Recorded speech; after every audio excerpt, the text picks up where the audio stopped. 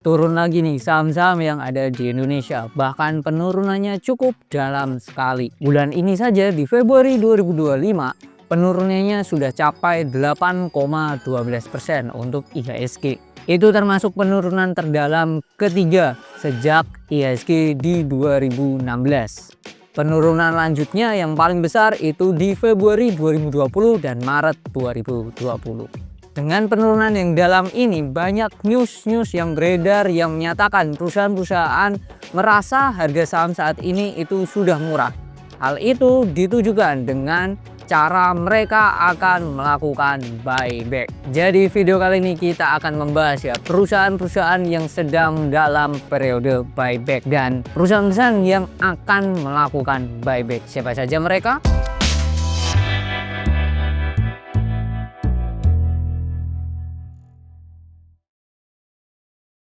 Buyback itu biasanya dilakukan oleh perusahaan karena perusahaan menilai harga yang ada di market itu tidak mencerminkan harga wajar perusahaan. Nah, siapa saja perusahaan yang masuk dalam periode buyback saat ini? Yang pertama ada PT Data Sinergi Tama Jaya Tbk atau kode sahamnya ELIT. PT Data Sinergi Tama Jaya atau lebih dikenal dengan Eliteri didirikan pada 20 Juni 2011. Eliteri adalah penyedia layanan atau managed service di bidang teknologi informasi, khususnya teknologi pusat data terbaru, data center virtual atau cloud. Eliteri memulai pelayanan dengan mengoperasikan pusat data tradisional yang berlokasi di Jawa Barat dan merupakan data center pertama di Asia Tenggara yang mendapatkan sertifikasi Tier 3 dari Uptime Institute. Seiring dengan berkembangnya dan teknologi pusat data, Eliteri terus beradaptasi dan berinovasi.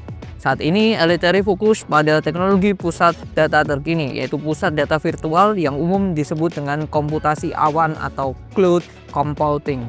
Elit ini baru listing 2 tahun yang lalu, yaitu 6 Januari 2023 dengan harga awal 120 per lembarnya. Sedangkan kondisi sekarang harga saham Elit ada di 127 per lembarnya. Laba Elit terus bertumbuh dari tahun ke tahun. 2022 labanya 10 miliar, 2023 labanya 17 miliar.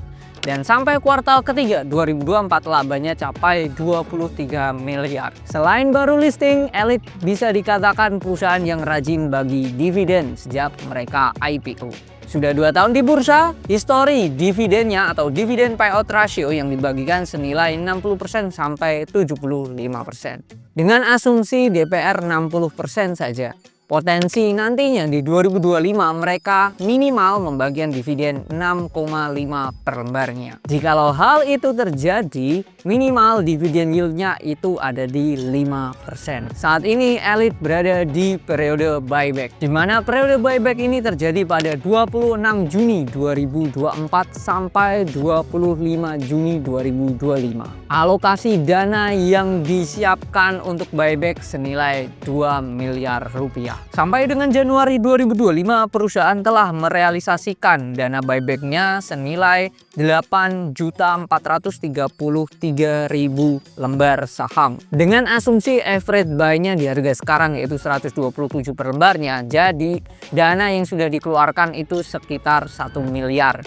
Atau sekitar 50% dari dana yang disiapkan untuk buyback perusahaan. Yang kedua, PT Mandiri Herindo Adi Perkasa atau kode sahamnya MAHA. MAHA. Kegiatan usaha utama perusahaan saat ini adalah menjalankan usaha dalam bidang aktivitas penunjang pertambangan untuk pengangkutan batu bara. Pengendali MAHA sendiri adalah PT Edika Agung Mandiri dengan kepemilikan 34,5%.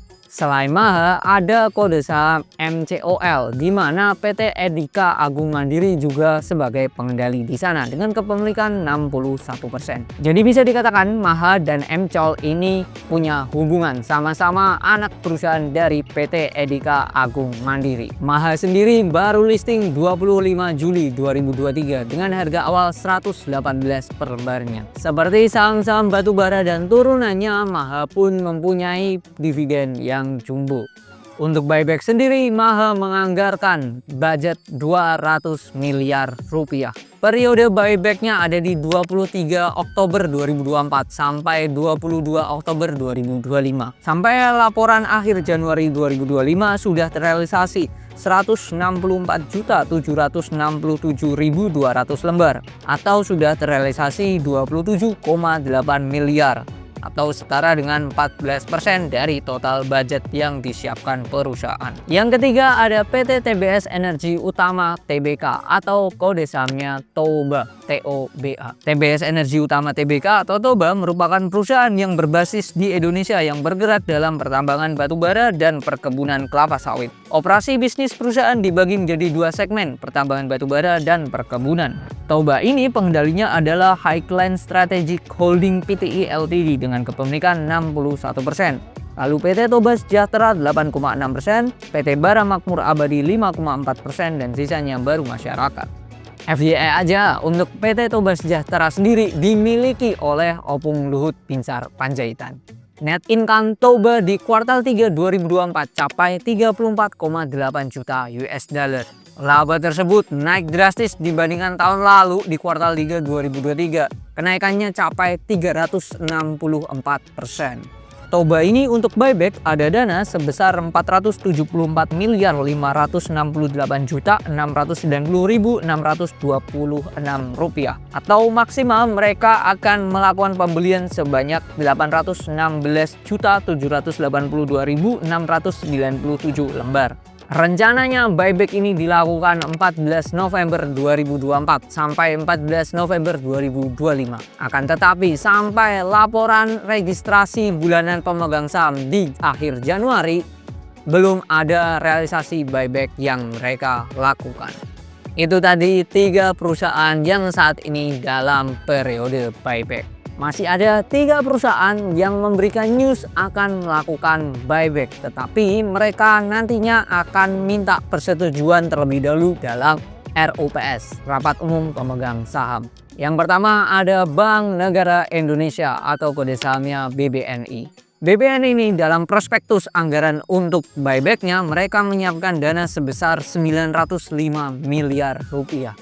Akan tetapi, seperti tadi, mereka meminta persetujuan dulu di RUPS. RUPS-nya akan terjadi di 13 Maret 2025. Fun fact-nya, mereka di 16 Maret 2023 sampai 15 September 2024 telah melakukan buyback. Buyback-nya sebesar 40.514.600 lembar. Tujuannya untuk mesop atau dibagikan kepada karyawan, direksi, dan manajemen. Selanjutnya yang kedua yang akan melakukan buyback adalah Bank Rakyat Indonesia, kode sahamnya BBRI. Manajemen menganggarkan dana buyback sebesar 3 triliun rupiah. Sama dengan Bank BNI, mereka terlebih dahulu meminta persetujuan dulu di RUPS. RUPS-nya itu terjadi di 12 Maret 2025 nanti. Kalau disepakati, kemungkinan buyback ini akan terrealisasi dalam jangka waktu 1 tahun lamanya. Selanjutnya yang baru ini memberikan news akan melakukan buyback, yaitu adalah Bank OCBC NISP atau kode sahamnya NISP. Dalam news tersebut mereka akan melakukan buyback dengan budget dana 800 juta rupiah.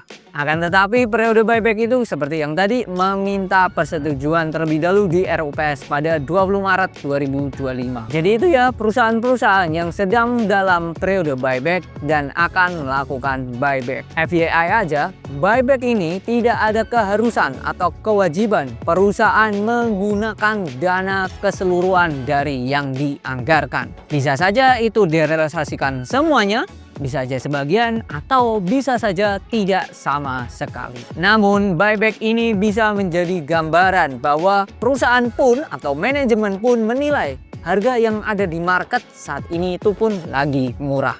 Semoga bermanfaat dan sampai jumpa di video lainnya.